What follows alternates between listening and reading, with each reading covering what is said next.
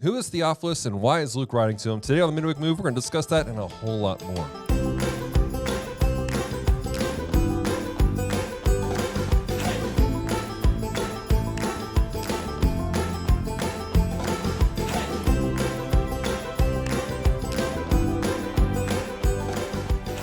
Hello and welcome to Midweek Move, podcast extension of The Healing Place. This is the podcast where we examine the scriptures line by line, verse by verse, and ask ourselves, what is happening here? And today, ladies and gentlemen, we are returning to a table in 2024 with Pastor Scott. How you doing, sir? I'm doing good. You know, there's one podcast I think is a table of dim lighting. This is the table of bright lighting. It is very bright here. Yeah, so good. And I apologize ahead of time to everybody for my voice. It's just kind of where I'm living these days. So right. You'll have to forgive me for these upcoming episodes. Well, you know, you're meant to be a voice. Doesn't mean you have to have one all the time. So, ladies and gentlemen, we're excited. Last week we had an intro to the book of Luke, and we talked about how this is kind of a return for us to the roots of the Midweek Move because, as I said in our intro, Luke and Acts were kind of a pair. They came together. If you were to go to a modern-day bookstore or if they had modern-day bookstores back then, you would get these two together. They'd be side by side, volume 1, volume 2. That's right. And so we're kind of rewinding the track a little bit, getting into the book of Luke. And just real quick, Pastor, you had mentioned before we started that this is your chapter. This is like you are excited about Luke chapter 1. Kind of preview for us. Why is it such a passion for you? Yeah, this was one of my very, very first intros into the Word of God ever in my whole entire life. Wow. Luke 1 was a central chapter after my salvation, hours after my salvation.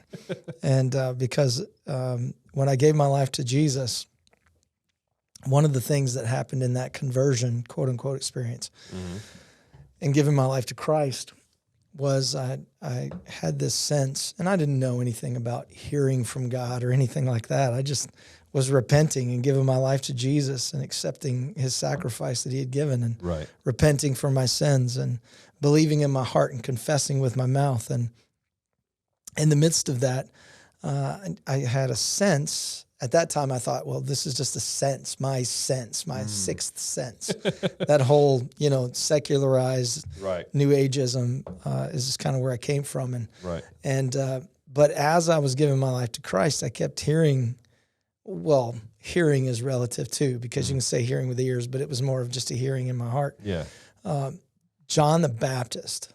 Now, I had never read the Bible, so I had no context. And so please, go with me on this, because most people out there, you have a context of who John the Baptist is. I had no context of anything, church, Bible, or anything. Right. And literally, I'd literally, and this sounds so naive and weird and crazy, but I went to my pastor after that happened and I said, look, I don't know anything about anything, but who is this Baptist guy named John? And he was like, what are you talking about? And I said, well, when I gave my life to Christ, I just heard this John the Baptist. And he was like, oh, no, that's not a Baptist guy named John. And he took me to Luke 1 and said, hey, there's a guy that paved the way for Jesus. He was a forerunner for Jesus. And it starts here. And this was one of the first chapters of the entire Bible that I read as a new believer. That's awesome. And as I read it, I sensed as I read the words that what God had for my life and the calling that he had upon my life was very similar to that of John the Baptist. I felt it. I really related to this guy, and I really related to the words about him that are spoken to his father. Yeah.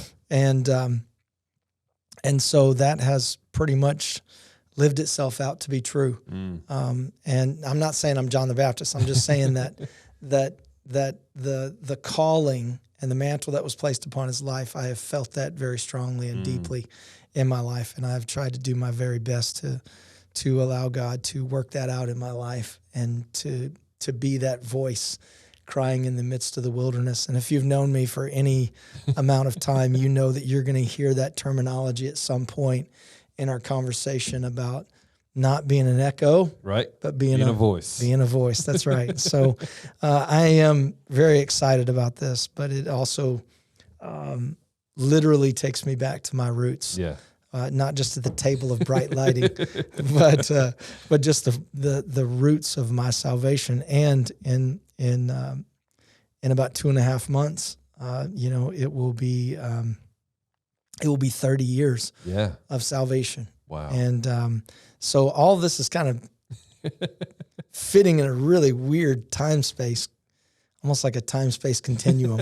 But it's awesome. I love it. Yeah, I love hearing the story. I love hearing stories about people when they first get saved and they first get into the scriptures. Some people, they're when they become older, they're almost like, it's kind of embarrassing. I thought John was a Baptist guy or something like that. I love the purity of those stories. I share the story oftentimes about I didn't know how to read my Bible to the point where I guess watch cartoons. There'd be some TV show on, and they had a little clock on the bottom. Wait for cartoon start, and it was like 5:35. Cool, cartoon start at 6 o'clock. I'd kind of fall asleep. 5:45, or progress and get closer to 6. And I fall back asleep. All of a sudden, it's at 2:13. I'm like, what's happening? That time travel or something? It was like Kenneth Copeland or something like that. And they were Bible verses down there. I didn't know that wasn't a clock. But that's why we do what we do here, is because there is such honest purity, and people go, I just need to know. Yeah. I just need to understand what the scriptures say. And this book right here, I think, is perfect for people who are new to the faith as a whole, because I mentioned that most of our audience they're Gentiles. They're people who they're not Jewish. They have no context of it. And Luke does a great job of explaining the Jewish Savior to a Gentile audience to help them understand what is taking place in high detail. And so we're going to jump into it, starting here in verses 1 through 4. Pastor, is your voice strong enough for this? Or I think I'm good to go. All right. We'll give it a go. Inasmuch as many had taken in hand to set in order a narrative of those things which had been fulfilled among us, just as those who from the beginning were eyewitnesses and ministers of the word delivered them to us, it seemed good to me also, having had perfect understanding of all things from the very first, to write to you an orderly account. Man, this is really important, especially with Luke's background, what he does, his profession, quote unquote. Right. It makes a lot of sense the way that Luke writes, knowing what he did. Yeah. And it says, to write to you an orderly account, most excellent Theophilus, which again, when you start at Acts, it's to Theophilus again, Right. reminding him of what he wrote before, Right. reminding him of what Jesus said. So good, that you may know the certainty of those things in which you are instructed. Now, if you are my 5th grade English teacher, you are having a heart attack with these first 4 verses, because it is a massive run-on sentence. Like, there's no periods at all within this whole thing until you get to the end of verse 4. But this is on purpose. One of my favorite sentences, just an ongoing sentence. ... ellipsis, never ends, no periods. So, but this is a interesting conversation. This shows kind of the Greekness of Luke. It shows his education level, because this is a common way that writers would open up a discourse, a prose, and it was kind of a way of like a preface of going, hey, this is why I'm qualified to talk about this. This is why what I'm writing is accurate. This is why you should trust what I'm saying here. And so this kind of gives us a look at Luke professionally, as you kind of mentioned, but just the quality of what we're about to read here. Yep. And it also lays out the fact, I want to point this out, he's saying that he's putting this in orderly fashion. He's not suggesting that there are other accounts that aren't good.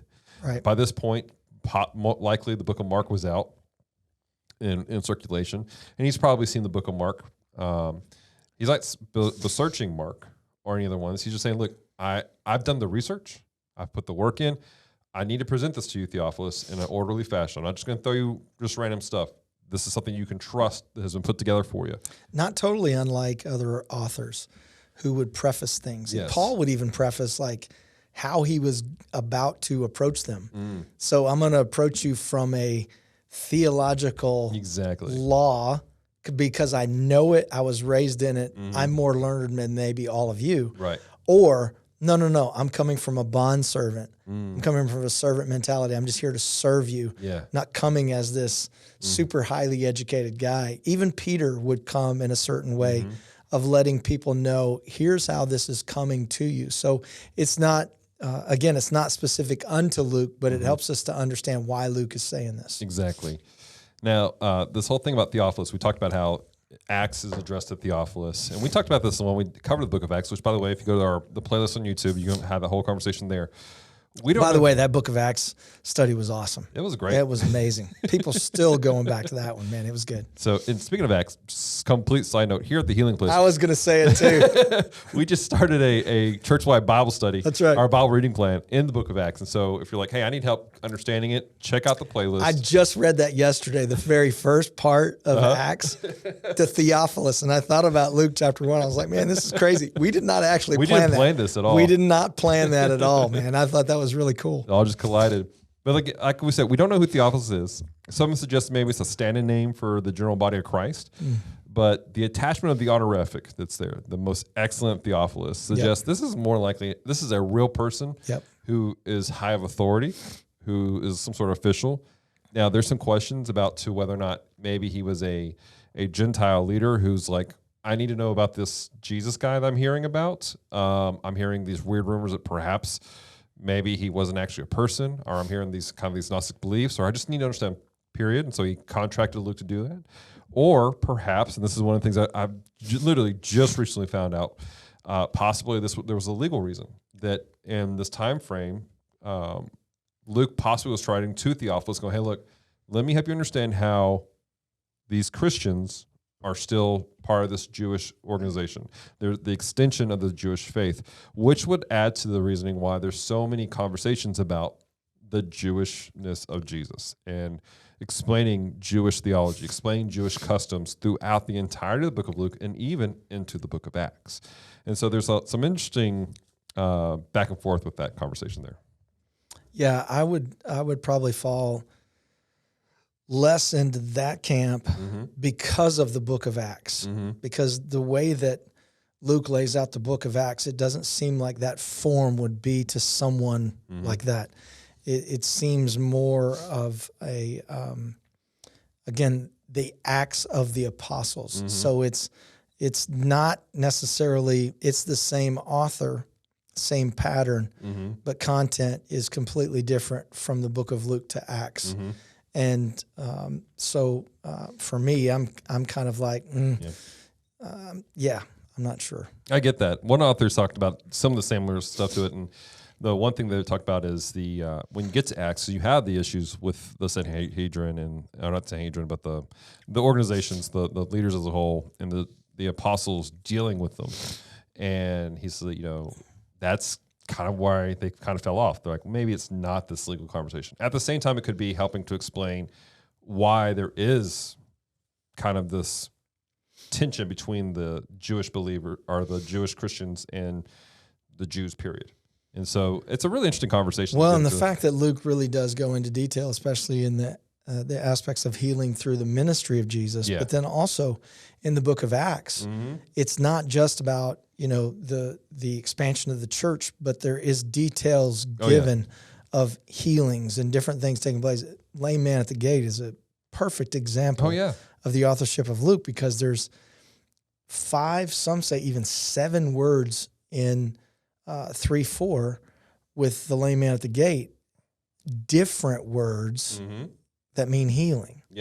Therapeuo, which is like therapy. And then you go to sozo, and all those different words make so much sense with Luke being the author, man. It's like you can't really jump away. He brings out medical terminology throughout the entirety of everything he does. Because again, the conversation is that he's a scholar, a doctor, and a Gentile who believes in Jesus. And he brings all that to the table. And the fact of a doctor and a physician being witness to these things had to blow his mind. He's a Gentile. You got to think it out. This is philosophy. This is thought. This isn't Jewish mysticism. This is, we've got to have an answer 1, 2, 3, 4. And I'm a physician 1, 2, 3, 4. Right. There's an ailment. There needs to be a treatment for that. And yet these people are being healed miraculously. Right. To me, the fact that Luke writes it down not in an arrogant fashion, but in a very humble fashion. I feel like even as he's writing, he has to be like, man, I can't believe I saw this. Yeah. Like, he's supposed to be going Paul while Paul's getting bit by a snake, and he's just like, that happened. That's right. Like, I have no logical explanation. Where's my kit so I can fix it? It's like, no. He's it's healed. just done. Yeah. Yeah. It's amazing. It's amazing. All right. Well, let's continue on. There was in the days of Herod, the king of Judea, a certain priest named Zacharias of the division of Abijah. His wife was the daughters of Aaron. Man, that is key there. It's so key. Daughters of Aaron. And her name was Elizabeth. And they were both righteous before God, walking in all the commandments and ordinances of the Lord blameless. So much so, Luke chapter 1 being a part of my life, that Elizabeth Rose Etheridge was named after Elizabeth in Luke chapter 1. I legitimately did not know that. She was. I learned something new today, legitimately. Her middle name came from a dear friend that we had, Rose, but her first name came from this verse right here. That's fascinating. I had no idea. Gift from God. Cool. That's right. I love that. All right. Well, starting here, up through the end of the chapter, Luke adjusts his writing style from the classical Greek that we saw at the opening to a more Semitic style that mirrors the Greek Old Testament. The Septuagint specifically that's what we call the Greek Old Testament, the Septuagint, was rabbis came together like, we have to translate this ancient Hebraic text into something that everyone can read in this modern age. Modern age being, BC. So in these two verses, we see he gives us a time frame of events, roughly 37 to 4 BC. And at the same time, it grounds this narrative in a very Jewish environment that's taking place. So a question for you, pastors: why is he so intentional about grounding this in a Jewish environment? Well, I think we're probably going to get into it here in maybe a verse or two. Mm-hmm. But the story is not Gentile. Mm-hmm. It's very Jewish. Right. And what's happening in this in real time is very Jewish. Mm-hmm. And so to take that away from it would actually be to remove the reality of the situation, which is what a lot of translators tried to do with the Jewish context, even changing the names of people in the Bible to a more Greek-friendly name. We know this with names like Joshua. We know this with names like Jude, not Judah. Let's make it Jude. That whole terminology. And so for Luke, again, one thing about him, although he's saying, okay, I'm writing it this way, and this is where I come from, and here's the story I know, and here's what I know, and I'm going to give you the facts, I'm going to do all this. In order to do that, he has to stay true to it. And for him to have, whether we want to call it sterilize this or to make it more Gentile, would have really removed the power of the background of what these people are dealing with. Right. Because what they're dealing with is, well, we'll get into that, I guess, in a second. No, you're right. But you hit it on the head, right there.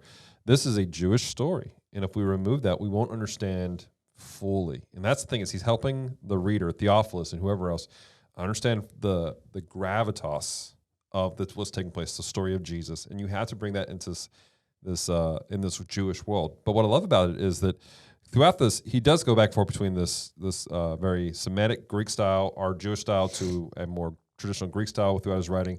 And what I love is that it shows that there can be a balance. I feel like there's some people that they hyper, like, it's super Jewish, and then like all of a sudden they're wearing tallits and not eating pork, and it's like, you weren't raised in that. You're just kind of putting yourself under a law.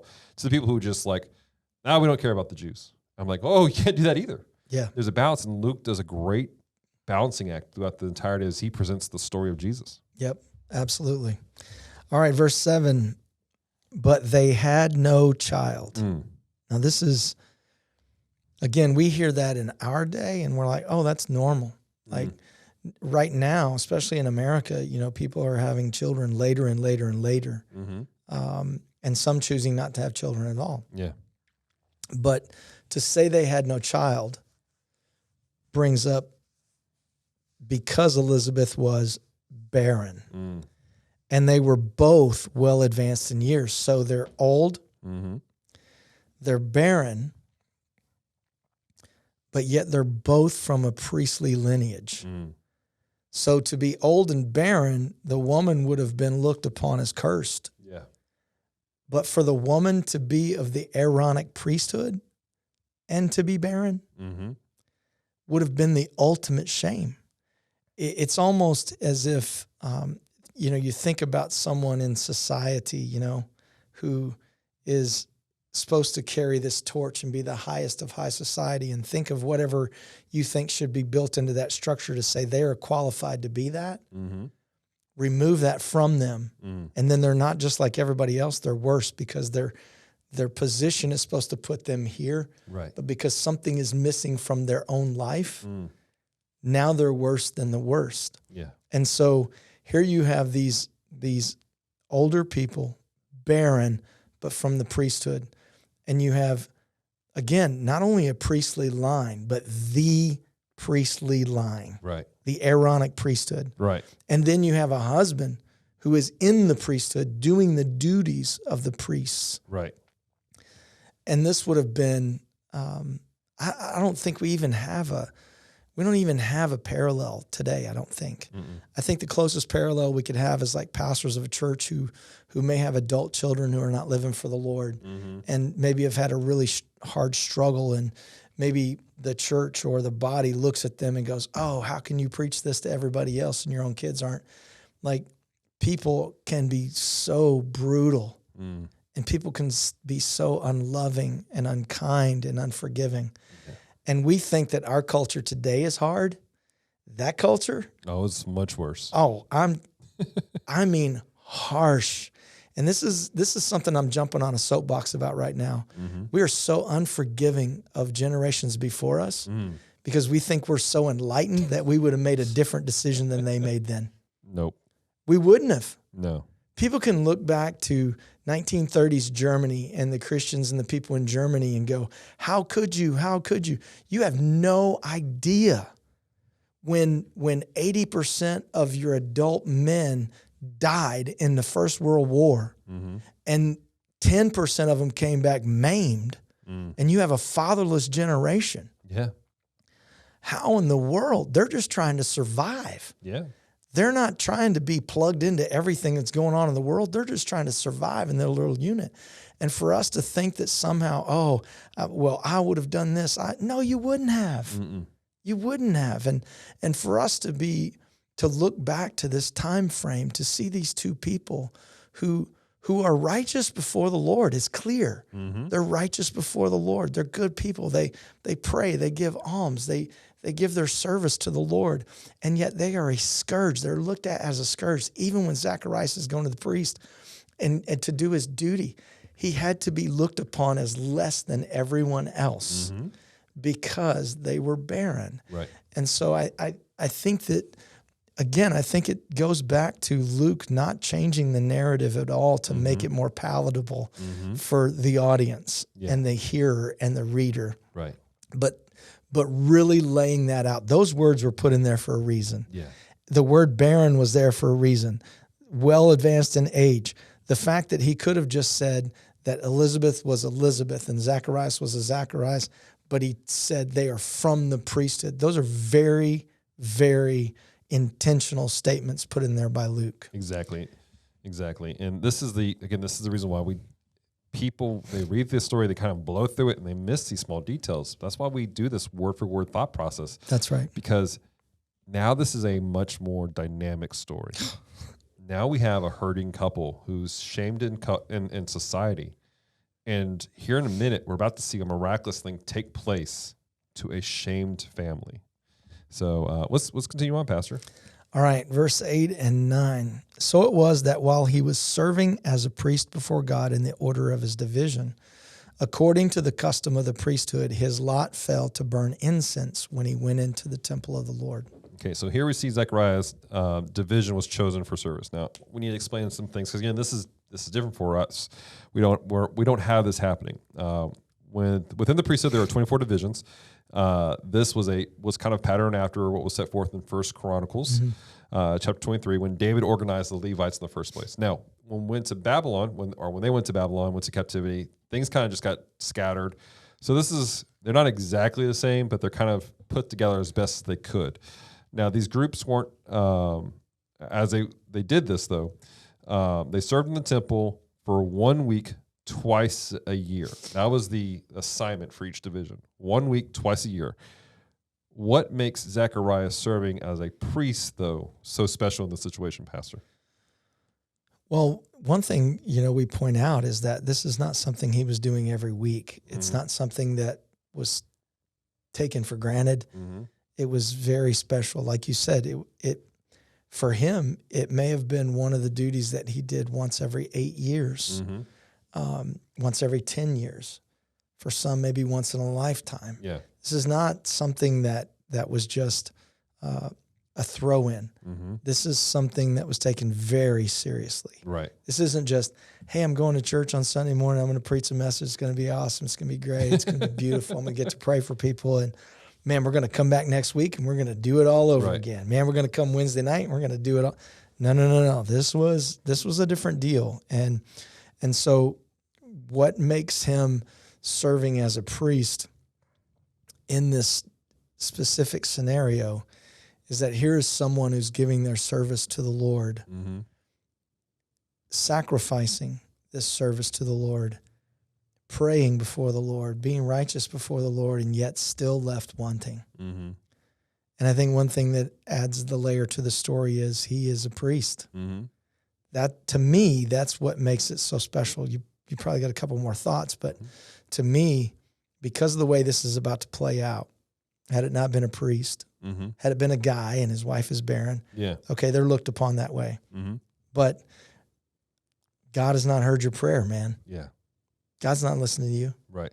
Like, here you are about to come in to do this special burning of incense before the Lord, and yet the Lord hasn't even heard you. And I think in our current culture where somebody could look at a pastor and go, hey, how can you believe for that? That hasn't even happened for you. Like, God hasn't even heard you. Yeah. Like, you're preaching about healing, but God's not even healed your body. Like, I've had to deal with that this week. Yeah. I'm just like believing for healing and praying for healing for people. And it's like, dude, you're not even healed yourself. Like, how? Right. And it's like, well, just because I'm a messenger of God, that doesn't mean that I'm impervious to struggle and doubt and fear and anxiety and a sense of being left wanting. We're all equal at the cross. Yeah. And so I think that, again, I'm not sure if that's what you were asking or wanting, right. but that's just my thought process. Yeah. I mean, it plays into it. You said this in front end. This is not a normal thing you did as in this era. This was likely, a lot of scholars says this was literally once in a lifetime event for him going into it. And here he is going into this. This is his one chance to do it. You can't mess up. They're tying a rope around his ankle just in case he does mess up to drag him out. Yeah, that's a good point. You're not going in expeditiously. You're not just rushing into that, because this is a very serious thing. And he's walking in with this heavy burden of going, I'm cursed already by God. That's right. I have no children. God has not heard our prayers. I don't know what I've done wrong. I don't know what my parents did wrong to put me and my wife in this situation. And now I'm going in the crosshairs. Now I'm walking to this place to make sacrifice for the entirety of my people, carrying this burden. Like, this is a heavy situation. This isn't just a light, like you mentioned, like, it's not like, Sunday morning, you coming in, you do a sermon, you go out, I didn't do too well this week. I'll, workshop some stuff, do it better next week. He doesn't get that opportunity. Oh. And here he is, again, in his mindset.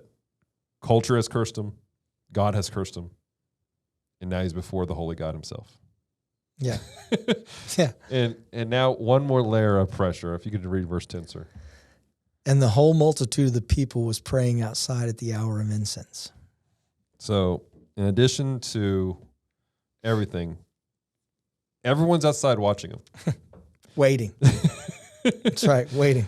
So not only is he performing his duty, this is literally the once-in-a-lifetime thing, he's got a crowd watching. They're going, hey, we're already looking at you because you're clearly not a great person because you don't have children and because of these situations. But don't mess this up for us.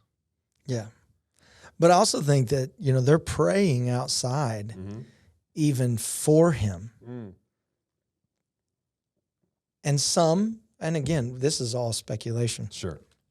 Some could have been like, man, no child, they're barren. God hasn't heard him. He's not coming out of there. Mm-hmm.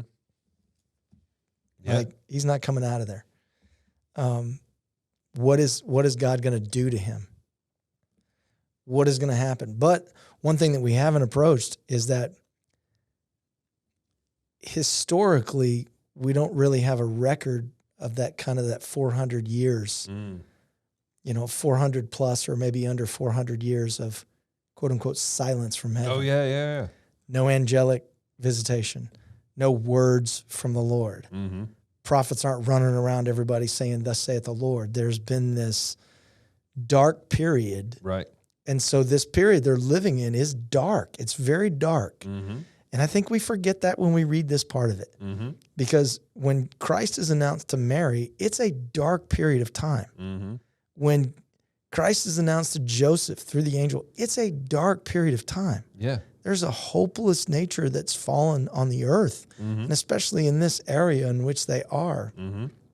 It's a time of rulership. It's a time of violence. It's a time of man-made ownership and rulership of humanity. Yeah. And yet God has maybe forsaken us. Not just Zacharias and Elizabeth, but a people. Yeah. And so when we think to that, we're like, man, like this is heavy, heavy stuff, man. Yeah. And these people are outside, and some are maybe praying like, man, this may be the moment that the light shines in the darkness. This may be the moment that God has a word. This may be a moment where hope springs eternal once again. And what we will find out later in Luke is the prophecy that Zacharias gives. He uses specific language that is hope, light coming to darkness, day spring has sprung among us. Like, it's all very hopeless and not hopeful. Right. But the Lord is about to show up in a very interesting way and bring hope, but yet at the same time, it seems like disappointed hopelessness because of the answer to the prayer. Yeah. It's not what he wanted. Exactly. Well, with that, we're going to leave today's episode here in anticipation, much like the people. We're going to give it space to breathe. That's been kind of been my thing lately. What's the vocabulary? Selah. It's going to be the Selah until next week. But we want to hear from you guys. How has this challenged you? How are you looking at this maybe just a little bit differently than you did before? Let us know. Reach out to us. MediaHub@teachpeachreport.com, or you can find us on Facebook. Look for Midweek Move. And I really want to invite you guys, if you are in the Shreveport-Bossier area, come hang out with us at the Healing Place, 8957 Kingston Road. We would love to pray with you, encourage you, help you take your next steps with God. And on top of that, be part of our Bible study, our Bible reading plan through the book of Acts, through thpshreport.com. Until next time, have a great week.